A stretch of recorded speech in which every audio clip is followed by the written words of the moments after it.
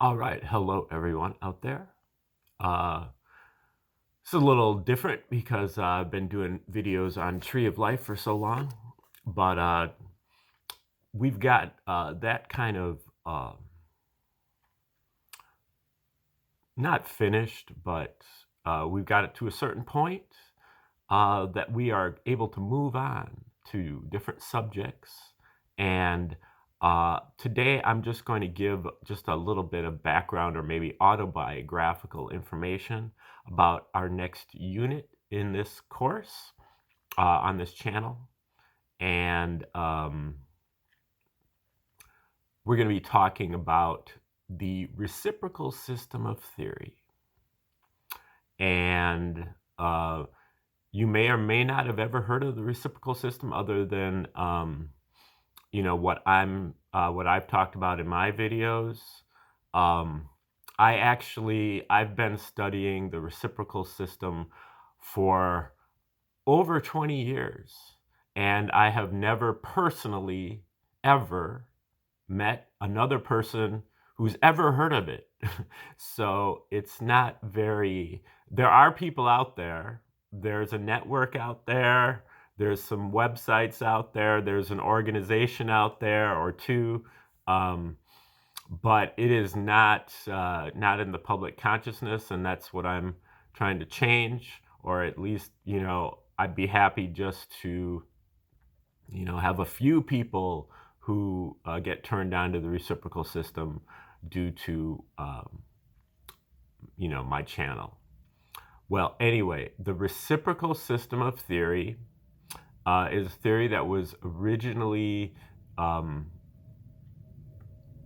invented or discovered by Dewey B. Larson. And Dewey B. Larson kind of first got an inkling of the reciprocal system back about 1930.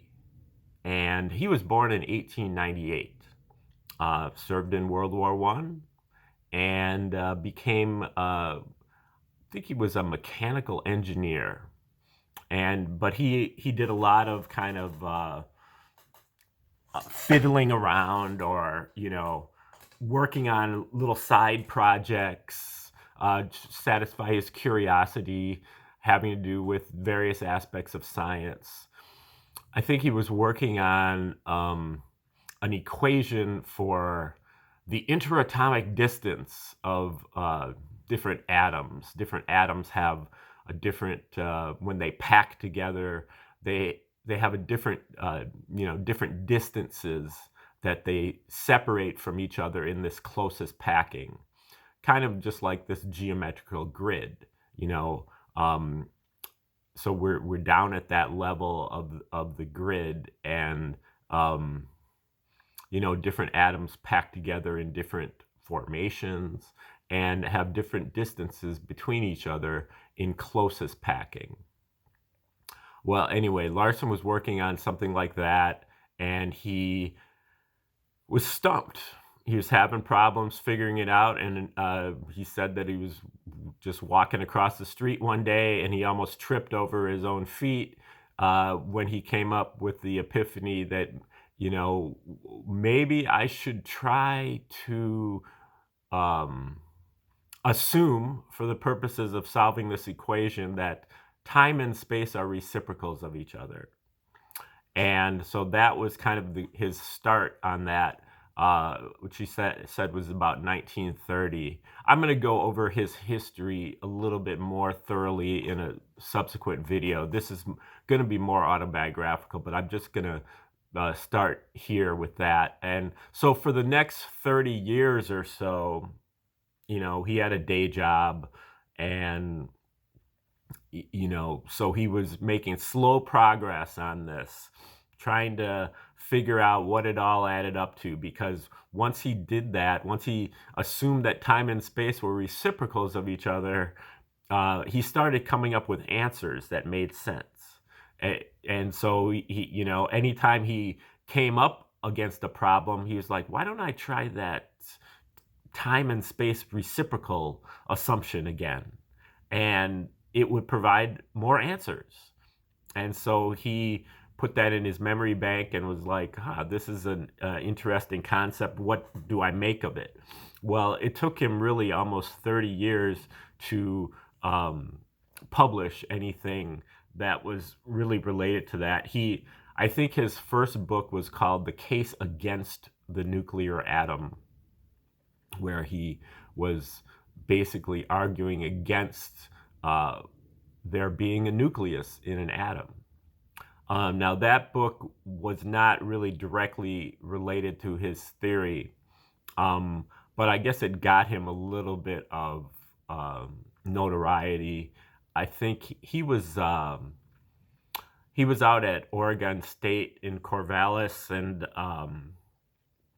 I believe he was a friend of Linus Pauling's. And I think Isaac Asimov wrote a positive review for that first book. Um, but then later on that year, he put out The Structure of the Physical Universe. And that was, you know, it was a work that was not really completed, but it started to lay out his theory. And so then for the next 30 years or so, until his death in 1990, he was consistently putting out books and articles on everything. And what you notice about the reciprocal system is that it is a system of theory.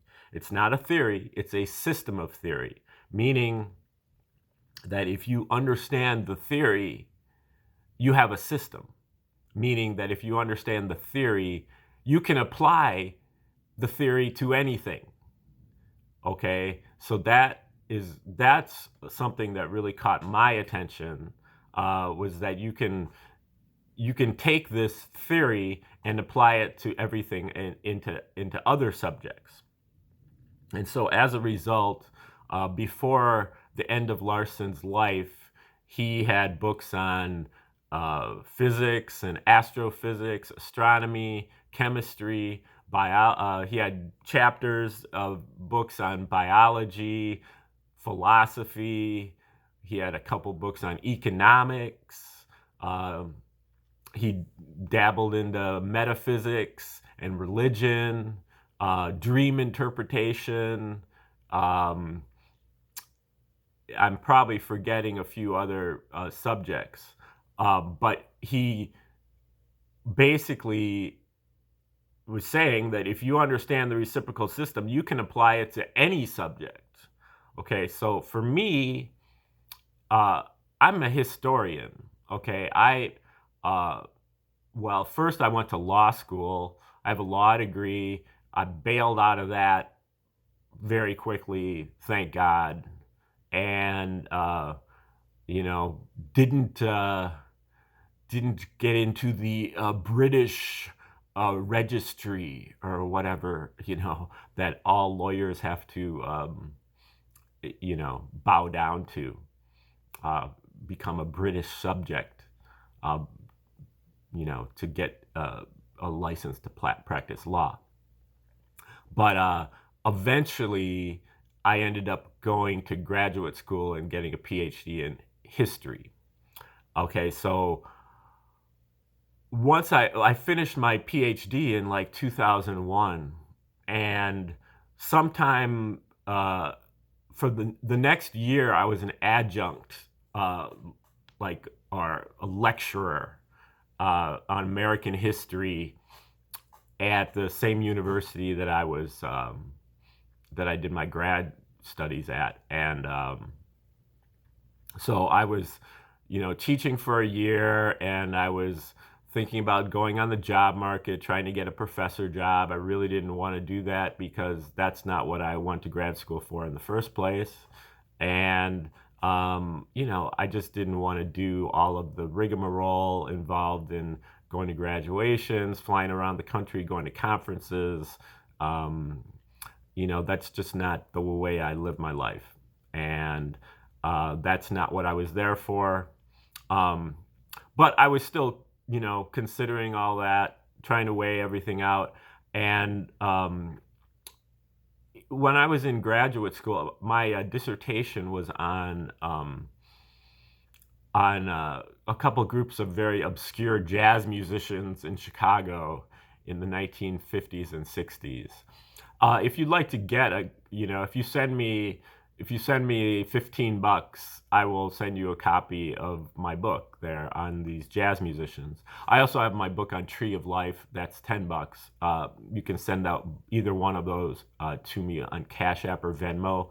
I'll send you a copy of those. My dissertation is actually like probably the most interesting dissertation that's ever been written, which doesn't say much because almost all dissertations are super dry and boring.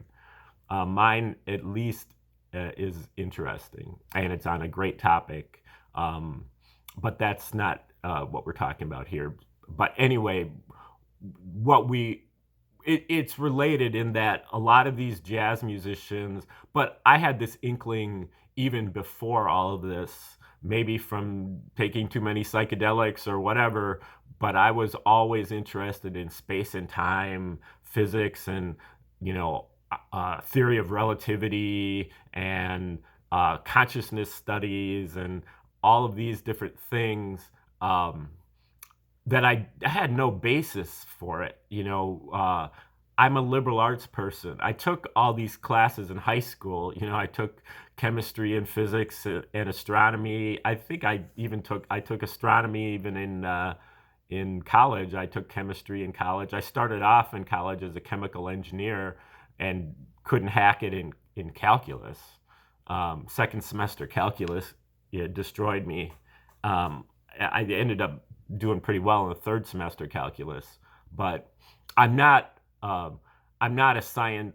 I don't have a strong scientific background. It's I'm very good at math. I'm very good at numbers, but calculus baffled me, and still does. And I think that a lot of that is because it's fraudulent, but I might be wrong about that. So, but anyway, I had an interest in all of these subjects, and so,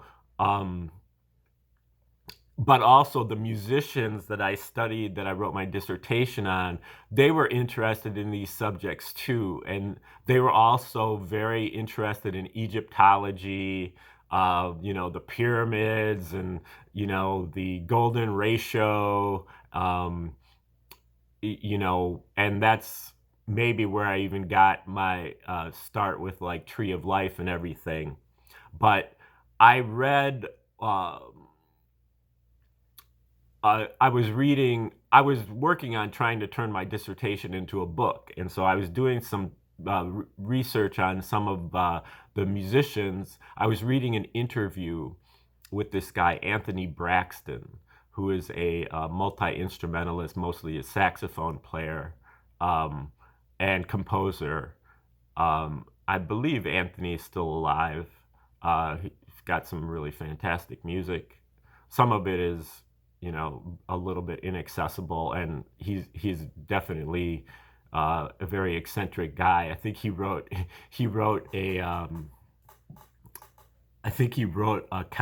one composition that was for 100 tubas.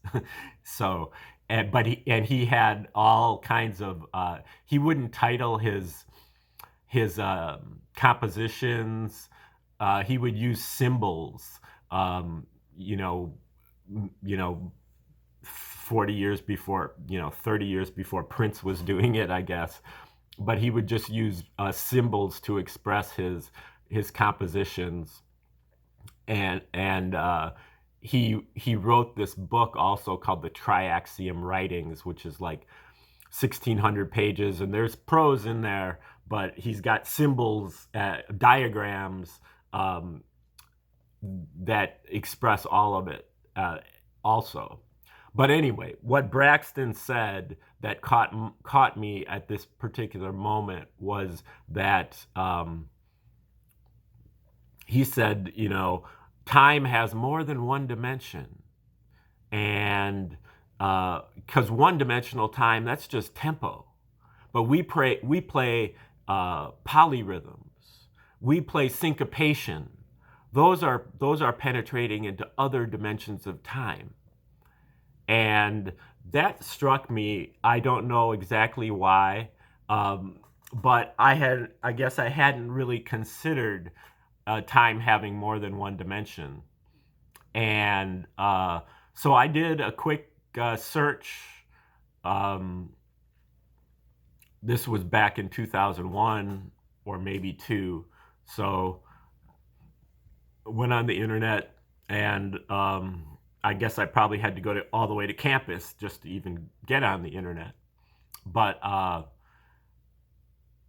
was like, I wonder if any physicists talk about multidimensional time. And the first thing I pulled up was Dewey B. Larson. I believe the book was New Light on Space and Time, which is a book that he wrote, I think, about 1965.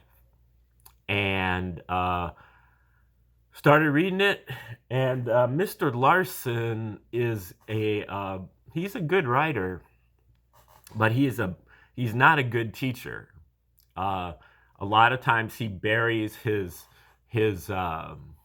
main points in the middle of paragraphs, in the middle of chapters. He's hard to read. I was reading Larson at 1 or 2 pages per hour. I was just trying to get, because I started reading it, and I don't know, he said some things where I was like, I know he's right about this. That he's onto something. He's really onto something here, but I don't know exactly what he's talking about, where he's going, but there was something there that kept me going to try to figure out what he was saying, even though most of what he was saying was impenetrable. He writes. It's not accessible to a layperson. A lot of times he uses scientific terms, and if you don't really know what those mean, you have to go back and look them up. And so it's just really slow sledding through Larson. But by the time I finished that first chapter, I was pretty much convinced that he was onto something. I couldn't say that he was totally right about everything, but I knew he was onto something. And so I started doing some more research on it. And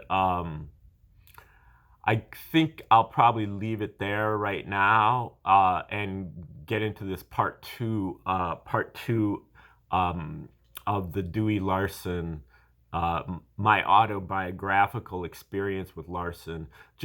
It's just to kind of give you a little bit of background, I guess, not only into Larson, but into me and why it's important to me that I teach this, and why I think it should be important to you, because it's had a profound effect on my life, and I really think it can help a lot of people. I'll just say one more thing about it, is that I feel like Dewey Larson's reciprocal system is like the great equalizer in science, because